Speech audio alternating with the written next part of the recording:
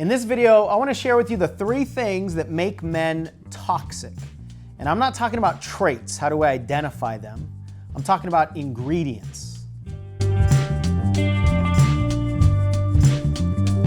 I publish videos on this channel every week, so make sure that you subscribe, like the video if it resonates with you, and click the little bell icon so you get notifications every time I publish a video. And I want to really know what your thoughts are in this conversation. So as you're listening, please engage. I think this is an incredibly important conversation to have.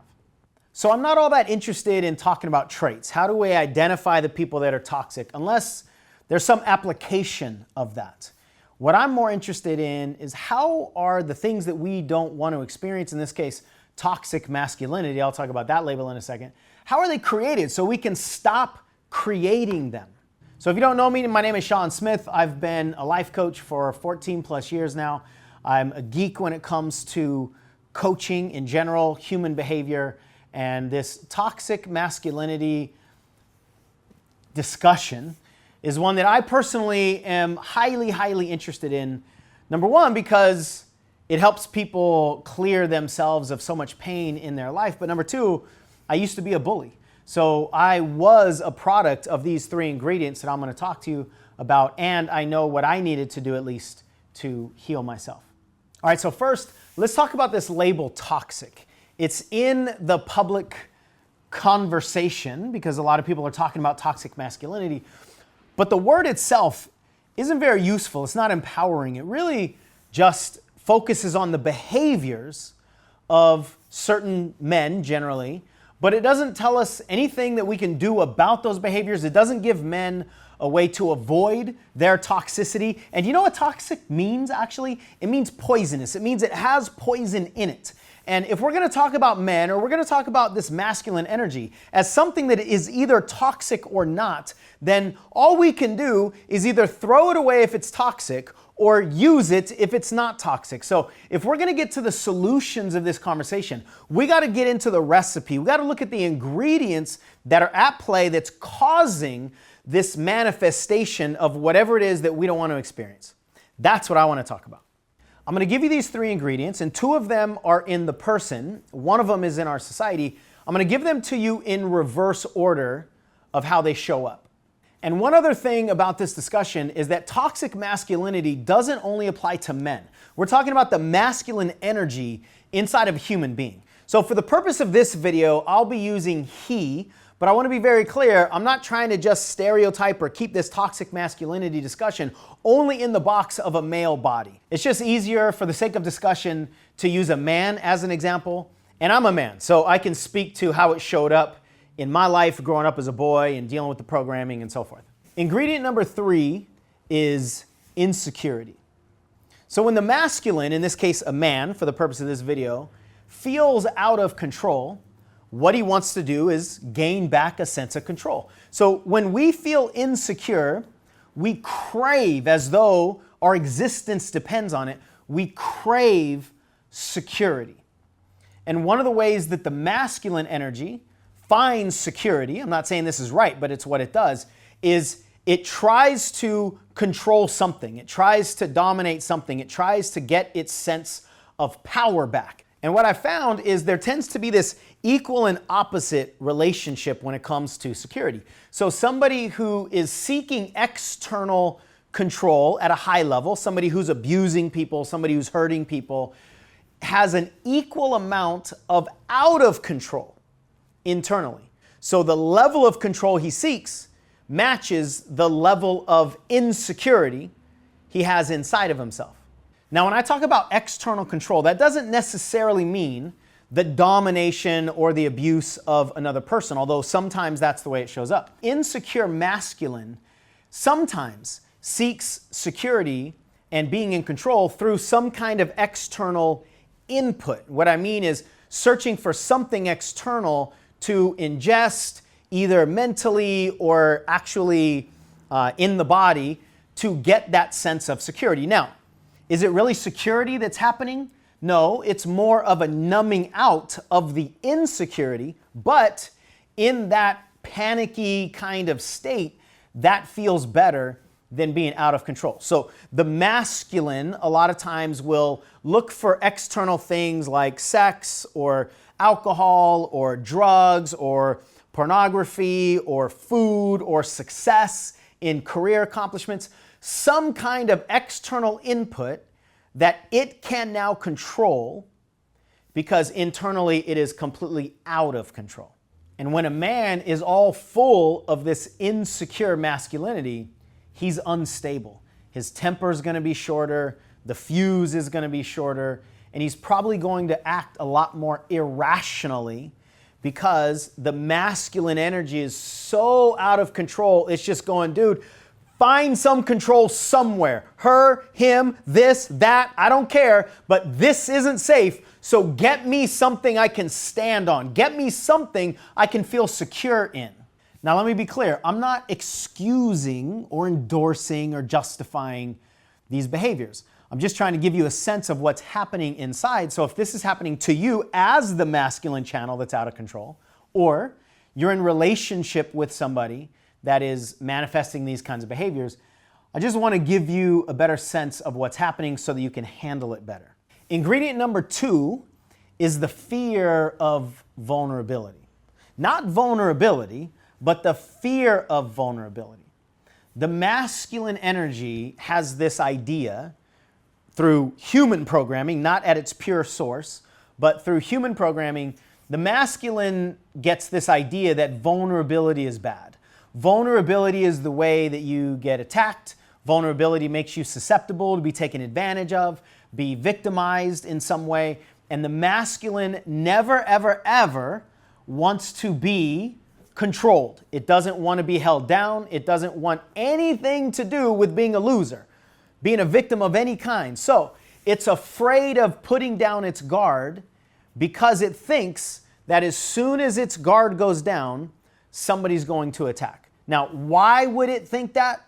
The only way that it would think that is that it learned it. Because again, that's not the divine form of masculinity. Now, generally, men who are showing these kinds of behaviors were on the receiving end of wounded masculinity. Therefore, they became the opposite side. They experienced something that was taken from them. They experienced some kind of victimization. And in their wounded thinking, in their irrational way of thinking, they think the way I'm going to get it back is to take it from somebody else, just like it was taken from me. So this wounded masculine energy inside of men thinks the best way to not ever be taken advantage of is to never put the armor down. And that's why so many men are afraid of being vulnerable, which transfers into emotional vulnerability. Now, one of the ways that this fear of vulnerability is perpetuated among men is through teasing, through insult. I've heard it said that insult is a man's way of being affectionate with other men. But an insult cuts really deep, especially when it's not given through anger. If you come at me with anger, I'm ready for that attack. I can just muscle up and dodge or prevent the attack. But if you come at me with humor or sly remarks, those whispery kind of teases are really emasculating, but what it does is it gets into our brains and then it causes the teasing to enter our head talk. And then we start thinking about our own vulnerability.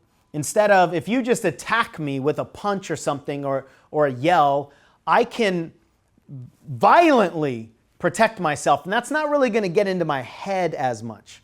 But we as men need to stop talking to each other with all these insults. Women too. A lot of women don't understand how demeaning and emasculating it is to the wounded masculine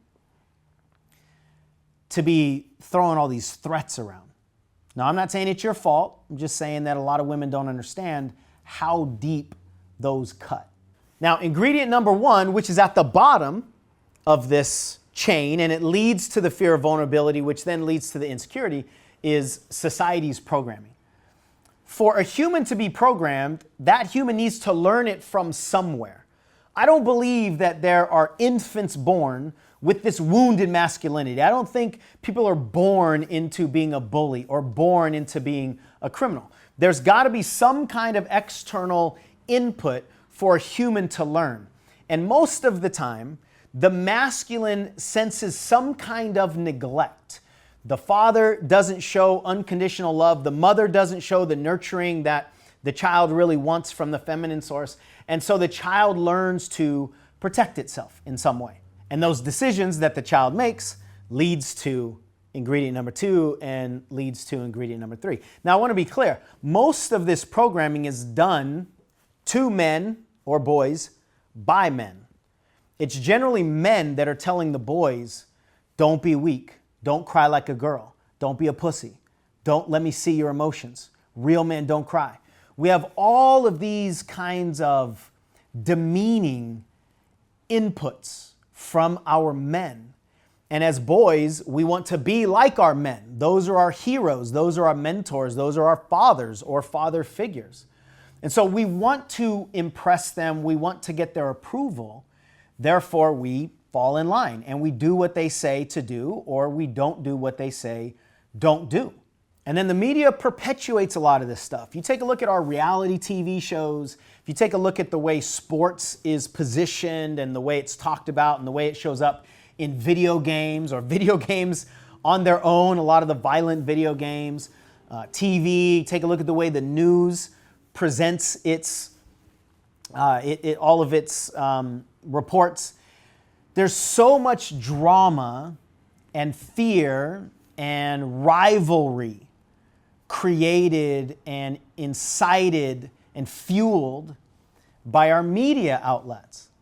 And so we have all these heroes of ours, and the heroes are the ones that can slay the dragons. The heroes are the ones that can beat people up in the ring. The heroes are the ones that can win the race. The heroes are the ones with the biggest muscles. So the boys are growing up idolizing these heroes, which often have out of control wounded masculinity. But if somebody can impress us as a society, a lot of times we will forgive them for some of their mistakes or celebrate them for dominating other people. Now, I'm not saying that we got to get rid of sports and all this, but if you take a look at the embedded programming inside of our media, it's perpetuating all of this that I've been talking about. Now, what's the purpose of talking about all this? It's not to justify actions. It's not to defend men. It's not to put blame necessarily on anybody. It's just to understand the recipe at play here. And then take a look at the ingredients to see what can we control. Now, I don't have time in this video to talk about what this means when you're raising boys or what we should do in our sports programs or any of that. Those are going to have to be different videos. But if you are an out of control, toxic, wayward man or whatever the labels are that are out there in society, if you feel like you are seeking some of this control, then let us support you. One of the things that we offer in our program, in my company, is free coaching. So you can go to coachshaunsmith.com/try coaching. I'll put a link in the description here. If you are a woman dealing with somebody who you think fits a lot of these descriptions and you just want help to know what to do, how to deal with the rages or how to show up to not trigger some of these things, or anybody else that fits into this conversation in any way whatsoever, then click on that link and we'll support you as best we can. So hopefully you've enjoyed this video. If you have any comments, you have any questions, you have a full-blown disagreement, go ahead and put it in the comment section below. Either myself or somebody on my team will get to you right away. And I'll see you in another video.